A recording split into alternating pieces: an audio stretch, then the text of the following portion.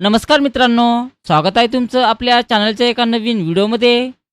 MSc-ITची final exam जवळ आली आणि ऑब्जेक्टिव्ह प्रश्नांची भीती वाटते का? बऱ्याचदा विद्यार्थी 3 महिन्याचा कोर्स तर पूर्ण करतात, प्रॅक्टिकलही करतात, पण ऑब्जेक्टिव्ह प्रश्नांची प्रॅक्टिस करायला विसरतात आणि याच कारणामुळे मनात परीक्षेची भीती निर्माण होते. पण काळजी करू नका, तुमच्या याच समस्येवर उपाय म्हणून मी हा व्हिडिओ घेऊन आलोय. यासोबतच तुमच्या संपूर्ण तयारीसाठी मी 7 व्हिडिओची एक खास ऑब्जेक्टिव्ह प्लेलिस्ट तयार केली आहे. ते देखील तुम्ही पाहून घ्या. हा व्हिडिओ तुमच्या MSc-IT करणाऱ्या सर्व मित्रांपर्यंत नक्की पोहोचवा. व्हिडिओला लाईक करा आणि चॅनलला सबस्क्राईब करायला विसरू नका. तर चला थेट प्रश्नांकडे जाऊया.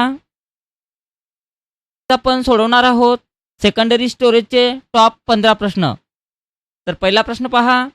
खालीपैकी कोणते सॉलिड स्टेट स्टोरेज उपकरणांची वैशिष्ट्ये आहे म्हणत आहे. कोणती आहे बघा. तर याचं उत्तर आहे त्यात हालचाल करणारे भाग नाहीत. याच्यावर क्लिक करा. क्लिक केल्यानंतर इथे सबमिट बटनावर क्लिक करा. सबमिटवर क्लिक केल्यानंतर पाहू शकता इथं बरोबर आलेलं आहे, म्हणजेच हे उत्तर आपलं बरोबर आहे. ओके बटनावर क्लिक करा. त्यानंतर पुढचा प्रश्न लावायचा आहे. 2 नंबरमध्ये बघा. फाईल कंप्रेशन इंटरनेटवर फाईलच्या ट्रान्समिशन स्पीडवर कसा परिणाम करू शकतो हे विश्लेषण करा म्हणत आहे. तर हे विश्लेषण आपल्याला करायला सांगितलेलं आहे. तर याचं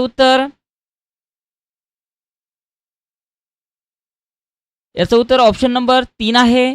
फाईल कंप्रेशन फाईल साईज कमी करून ट्रान्समिशन स्पीड वाढवतो. तर हे त्याचं उत्तर असणार आहे. आणि त्यानंतर सबमिट करा. बरोबर आले. ओके करा आणि त्यानंतर नेक्स्टवर क्लिक करायचं आहे. त्यानंतर बघा 3 नंबरचा प्रश्न. इंटरनेट सर्व्हर आणि मोठ्या संस्थांमध्ये रेड प्रणालीचा वापर करण्याचा मुख्य फायदा काय आहे म्हणत आहे. तर काय असते बघा. तर याचं उत्तर ऑप्शन 4 आहे. विस्तारित स्टोरेज क्षमता, ॲक्सेसचा वाढलेला वेग आणि उच्च विश्वसनीयता. तर हे त्याचं उत्तर आहे आणि त्यानंतर सबमिट करा. बरोबर आहे. त्यानंतर पुढला प्रश्न. रॉम हे कशाचे संक्षिप्त रूप आहे म्हणत आहे. तर रॉम हे कशाचे संक्षिप्त रूप आहे बघा. तर रीड ओनली मेमरीचे आहे. तर रीड ओनली मेमरीवर क्लिक करा. पाहू शकता इथं ऑप्शन नंबर 2 वर दिलेला आहे आणि त्यानंतर सबमिट करा. पुढचा प्रश्न. माहितीला सेकंडरी स्टोरेज उपकरणात जतन करण्याच्या प्रक्रियेला काय म्हणतात म्हणत आहे. तर काय म्हटल्या जाते.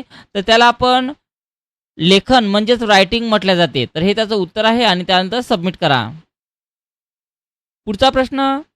सॉलिड स्टेट ड्राईव्ह म्हणजेच SSDचा पारंपरिक हार्ड डिस्कच्या तुलनेत प्राथमिक फायदा काय आहे म्हणत आहे. काय आहे बघा प्राथमिक फायदा. तर त्याची स्पीड ही जास्त असते, म्हणून जलद गती हे त्याचं उत्तर असणार आहे आणि त्यानंतर सबमिट करा. पुढचा प्रश्न. लॅपटॉप आणि मोबाईल उपकरणामध्ये SSD का पसंत केली जाते म्हणत आहे. का पसंत केलेली असते बघा. कारण वाढलेली बॅटरीचे आयुष्य. SSDमुळे बॅटरी कमी खाते, त्यामुळे वाढलेले बॅटरी आयुष्य हे त्याचं उत्तर असणार आहे आणि त्यानंतर सबमिट करा. रॅम आणि रॉम दोघांचेही गुणधर्म असणारी मेमरी कोणती आहे म्हणत आहे. तर कोणती आहे बघा यापैकी. तर फ्लॅश मेमरी आहे. तर फ्लॅश मेमरीवर क्लिक करा आणि त्यानंतर सबमिट करा. बरोबर आहे. त्यानंतर पुढला प्रश्न. विंडोज 10 मध्ये नेटवर्क आणि इंटरनेट सेटिंग ॲक्सेस करण्यासाठी यापैकी कोणत्या पर्यायावर आपण क्लिक करायला पाहिजे म्हणत आहे. तर कोणत्या पर्यायावर आपण क्लिक करायला पाहिजे. कशासाठी बघा. तर नेटवर्कसाठी. तर इथं नेटवर्कच्या आयकॉनवर आपल्याला क्लिक करायचं आहे. पाहू शकता ऑप्शन 1 मध्ये इथं दाखवलेलं आहे. पाहू शकता नेटवर्कवर क्लिक केलेलं आहे. तर हे त्याचं उत्तर असणार आहे. तर याच्यावर क्लिक करा आणि त्यानंतर सबमिट करा. CDRचे संपूर्ण रूप म्हणजे काय म्हणत आहे. तर CDRचे संपूर्ण रूप हे कोणते असते बघा. तर CD रेकॉर्डेबल आहे. ऑप्शन नंबर 1 आणि त्यानंतर सबमिट करा. पुढचा प्रश्न. डेटा धारणच्या दृष्टीने रॅमपासून दुय्यम संचयन उपकरणांची म्हणजे सेकंडरी स्टोरेज डिव्हाइसेस कोणती वैशिष्ट्ये त्यांना वेगळी करतात म्हणत आहे. कोणती वैशिष्ट्ये वेगळी करते. तर याचं उत्तर वेलॅटॅलिटी आहे. कारण ॲक्सेस स्पीडही आहे, क्षमताही आहे आणि मीडियाही आहे. हे तिन्ही त्याचे गुणधर्म आहे, वैशिष्ट्य आहे, हे वेगळं आहे. त्यानंतर सबमिट करा. नेक्स्ट. डायडाची रिमूव्हर स्टोरेज उपकरणे असून त्यांचा उपयोग प्रचंड मोठी माहिती साठवण्यासाठी केला जातो म्हणत आहे. कोणती आहे बघा. तर हार्ड डिस्क पॅक्स आहे. त्यानंतर सबमिट करा. पुढचा प्रश्न.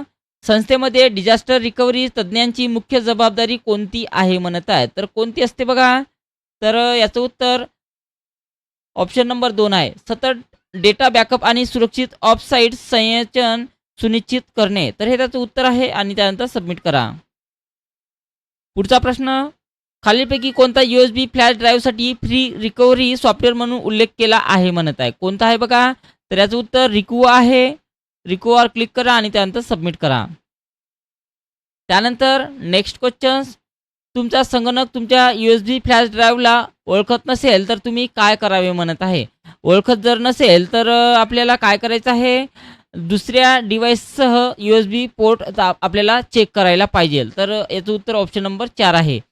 तर मित्रांनो, हे झाले आपले सेकंडरी स्टोरेजचे टॉप 15 प्रश्न जे नेहमीच फायनल एक्झाममध्ये विचारले जातात. तर अशाच प्रकारचे व्हिडिओ पाहण्यासाठी या चॅनलला नक्की सबस्क्राईब करा. याची प्लेलिस्ट मी या चॅनलवर अपलोड केलेली आहे. तर आजच्या व्हिडिओमध्ये इतकंच. भेटू एका नवीन व्हिडिओमध्ये. तर बाय.